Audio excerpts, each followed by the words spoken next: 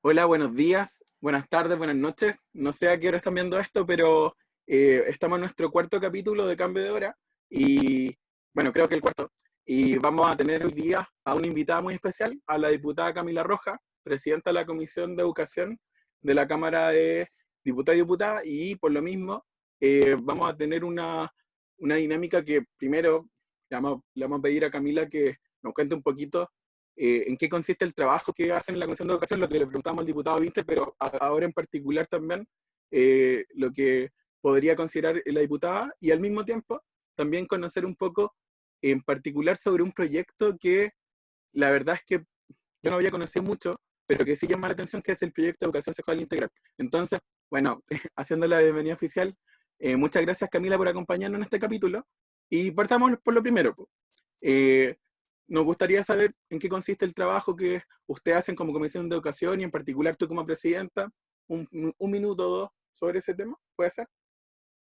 Sí, gracias Ulises por la invitación, saludar a todos y todas quienes nos escuchan y ven, y contar brevemente que el trabajo de las comisiones en el Congreso es hacer una primera revisión de los proyectos y dar como una mirada técnica, ya, esa es la definición más general. Entonces un proyecto ingresa a la Cámara, ya sea por vía del presidente o por vía de los parlamentarios, y ese proyecto se destina a una comisión. O sea, un proyecto siempre va a una comisión. Dependiendo, como digo, es más técnico. Entonces, si es un proyecto, en este caso, por ejemplo, ley de educación sexual integral, proyecto de ley, va a la comisión de educación. Y es importante decir que hay proyectos que van a más de una comisión, ¿ya? Que a veces tienen que ver con más de un tema, entonces van a más de una comisión.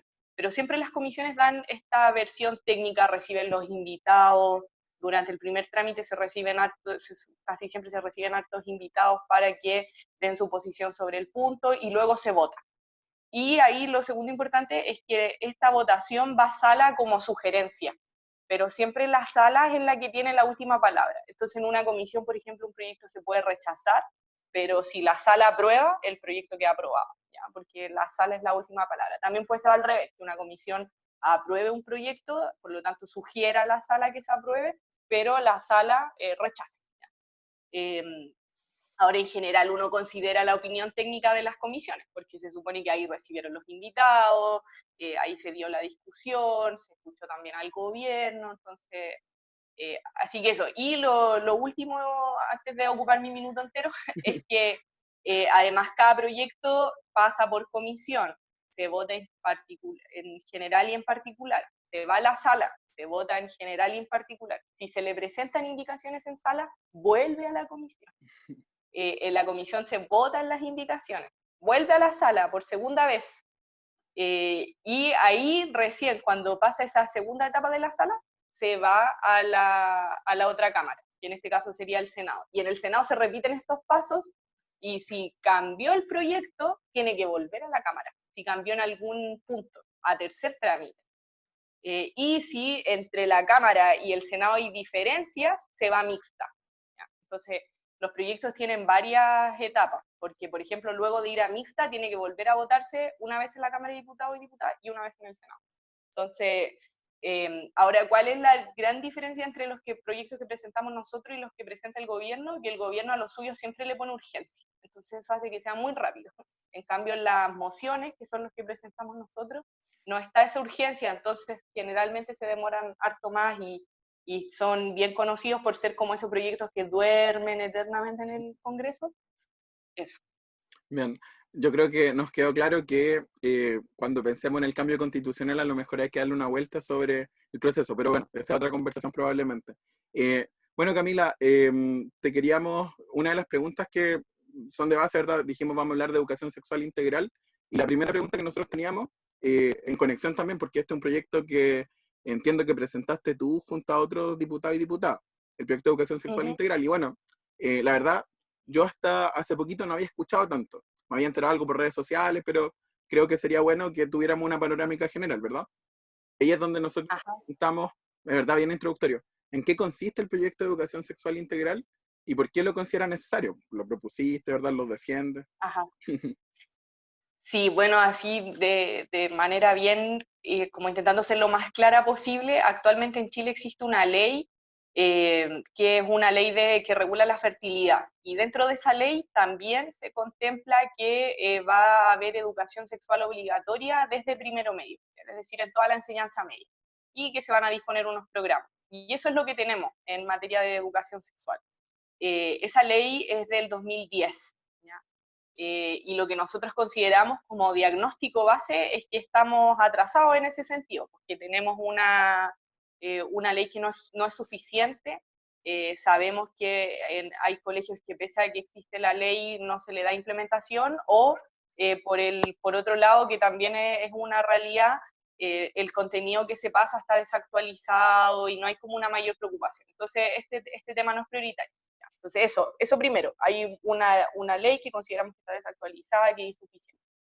Luego, hay una realidad en Chile que es bien preocupante, que incluye, por ejemplo, una gran cantidad de abusos sexuales infantiles, que además tenemos un alza en las enfermedades de transmisión sexual, ¿ya? Especialmente el VIH, pero en términos generales las enfermedades de transmisión sexual, embarazo adolescente, o sea, como una suma de situaciones que podríamos hacer el vínculo explícito a que es necesario recibir información pertinente y adecuada sobre sexualidad que no se está recibiendo. Entonces, además como de este diagnóstico sobre la ley, está la realidad que nos enfrenta a esta situación complicada. Y por eso trabajamos un proyecto con varias organizaciones que vienen trabajando este tema hace mucho tiempo, otras más nuevas, algunas, como digo, que llevan harto carrete en esta discusión, como APROFA. Hemos trabajado con el Leo Arenas, que de hecho hizo un libro sobre este tema, que es Educación Sexual en Chile, un libro del 2016, pero que abarca desde los 90 hasta ahora, ¿ya? Para los que cachan más como las jocas de Frey y todo lo que ha pasado desde ese entonces. El caso de Lavín, con sus programas también, cuando fue ministro.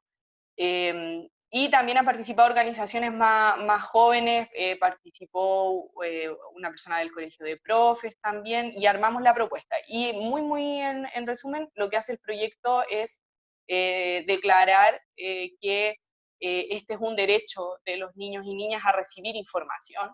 Información, como decía, que sea pertinente, por supuesto, a su edad, a su etapa de desarrollo, pero que tienen que recibir información y que el derecho reside en ello.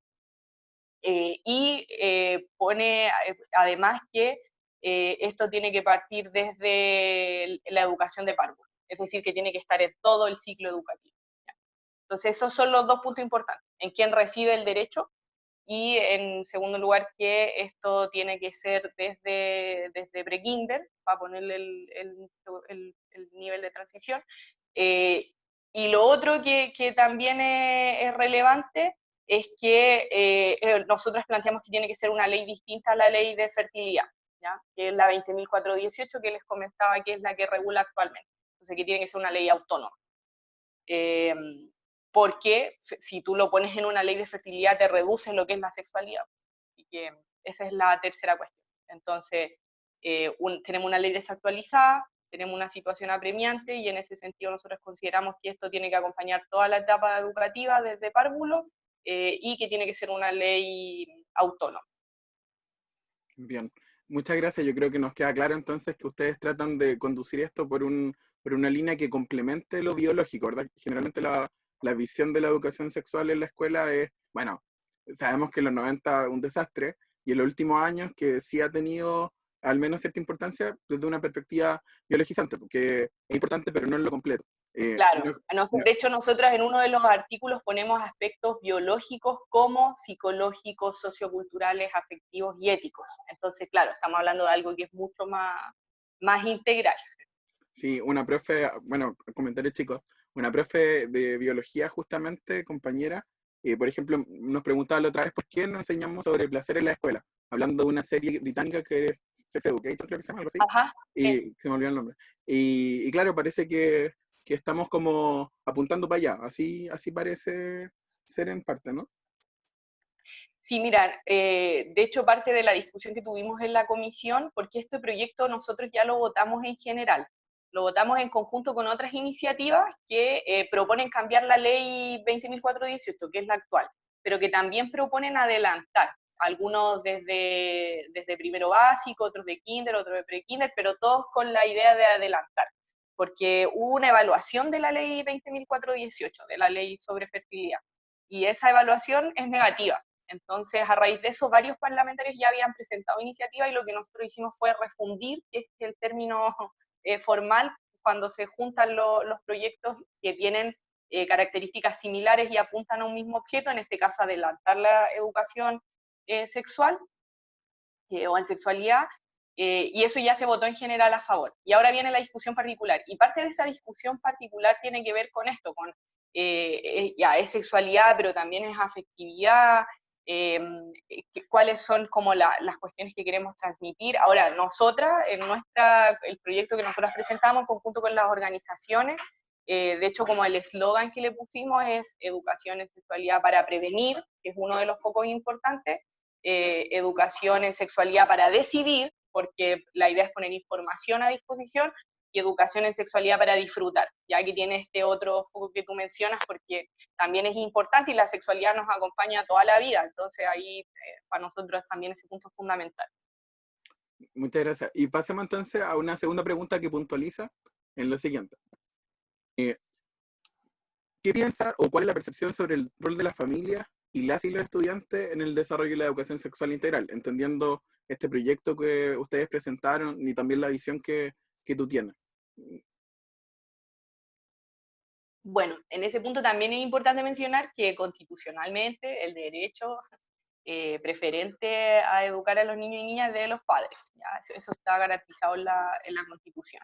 Ahora, ¿qué hemos puesto nosotras como contraparte en el debate? Y es que este es un tema muy importante, que como decía, nos acompaña desde toda la vida, que hay información que es necesario que los niños y niñas y después los adolescentes tengan sobre la mesa, de nuevo, pertinente a su edad, su ciclo de desarrollo, etc.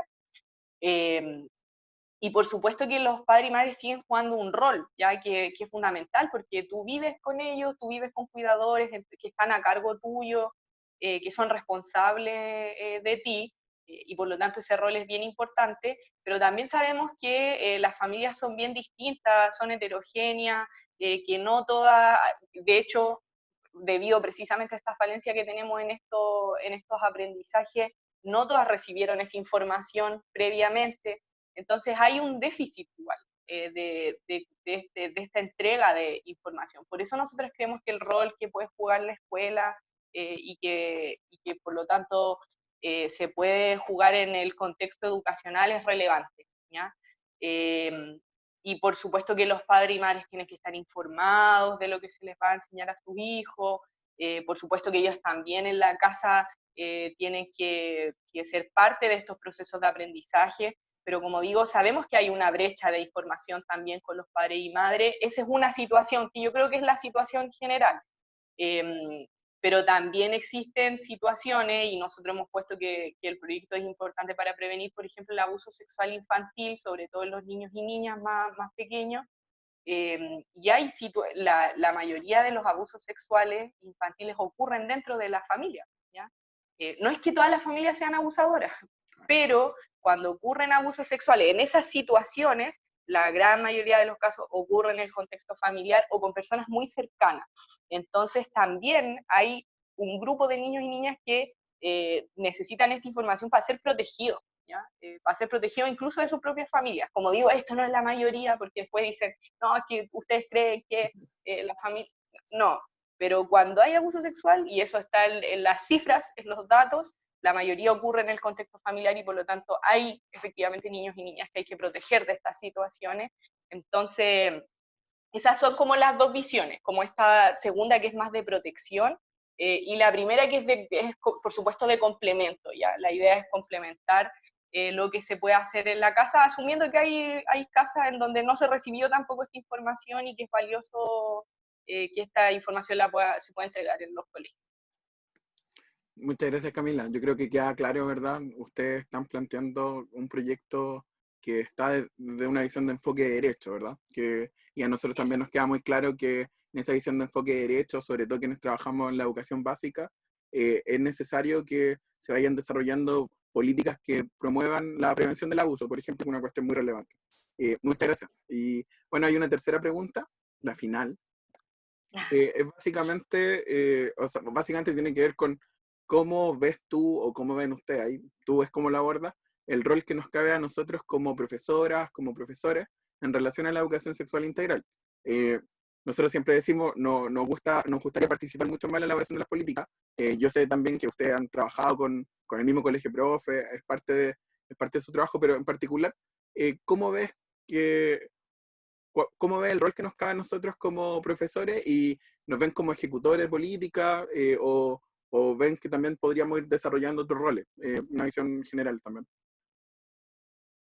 Sí, bueno, lo primero es decir que efectivamente este trabajo que fue colaborativo de presentación del proyecto consideró a profe. Por supuesto que no a todos, porque no es imposible, pero sí al colegio profe y a otras profesoras interesadas también en el tema. Y dentro de la discusión también de la comisión incluimos las experiencias de profesoras que, por ejemplo, ya hacen educación en sexualidad desde la primera infancia, ya que fue muy interesante poder escuchar esas experiencias, porque existen en Chile. Entonces, yo en primer lugar creo que ese rol de participación como de elaboración efectivamente es bien importante en términos de experiencias que ya existen, etcétera.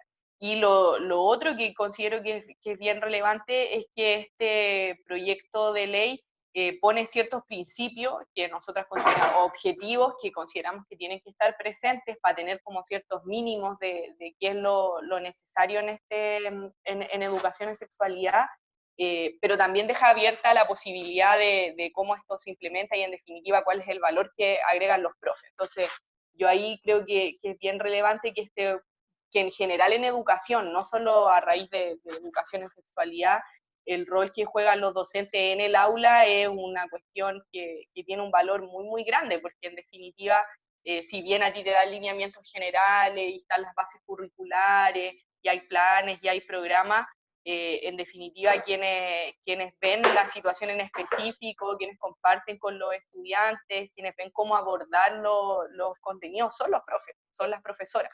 Entonces ahí hay como un segundo momento que es la implementación como tal, donde por supuesto que las profesoras y profesores son fundamentales y son un eslabón clave dentro del proceso de aprendizaje, tal como le otorgábamos un rol a los padres, madres, cuidadores, cuidadoras, el rol de la docencia es muy, muy importante en este camino.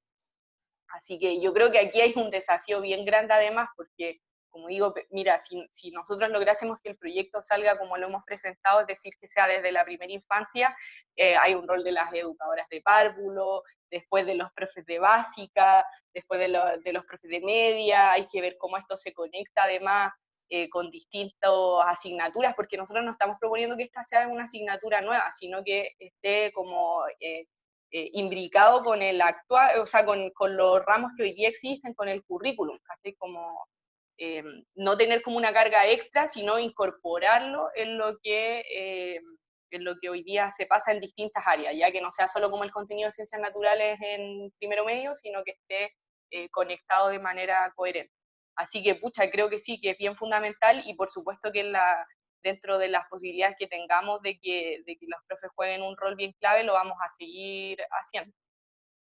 Bueno, muchas gracias Camila. Yo creo que nos queda claro a nosotros, a nosotras como profesores, bueno, del Comunal Providencia, pero a los profesores de Chile en general, que tenemos un desafío, el primer desafío que lo asumo desde ya, informarnos, estar al tanto de lo que se está discutiendo y también compartir nuestras prácticas, conocer también lo que se está avanzando, porque claramente la sociedad está cambiando, la escuela también está cambiando, tiene que cambiar en muchos aspectos y un desafío importante es cómo integramos, ¿verdad?, esta integralidad de la educación sexual, que ha sido un tema muchas veces ausente. Así que muchas gracias, que esté muy bien, muchas gracias también por tu trabajo parlamentario, muchas cosas valorables, y eso, pues, que te vaya bien. Saludos. Gracias, Ulises. Saludo al Colegio de Profesoras y Profesores de Provi y eso, un abrazo para todos y todos. Que estés bien. Chao.